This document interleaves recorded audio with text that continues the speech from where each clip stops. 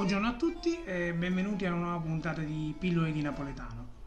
Oggi cominceremo una piccola dialogia per parlare di due termini che significano quasi l'uno l'opposto dell'altro, anche se il secondo ha assunto dei significati a sé stanti nel corso del tempo. Il primo termine che esamineremo oggi è ingarrare.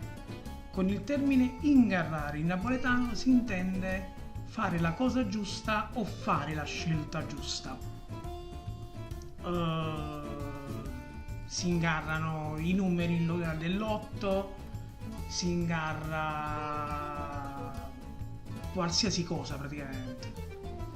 Il termine deriva dal latino, dalle strade che comunicavano con le città e dal carri che portavano le merci che si trovavano su queste strade.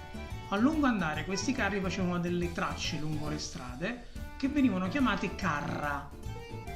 Quindi nel corso di quindi incarrare con la C, poi dopo deturpato in G, significava entrare in quei solchi, ovvero fare una strada giusta o una cosa che avevamo già fatto tutti. Quindi una soluzione semplice, veloce, diretta, giusta. E questo è il primo dei due termini. La prossima volta vedremo l'esatto opposto di ingarrare. Io vi rimando a quella puntata e, come si dice sempre a Napoli, ciao.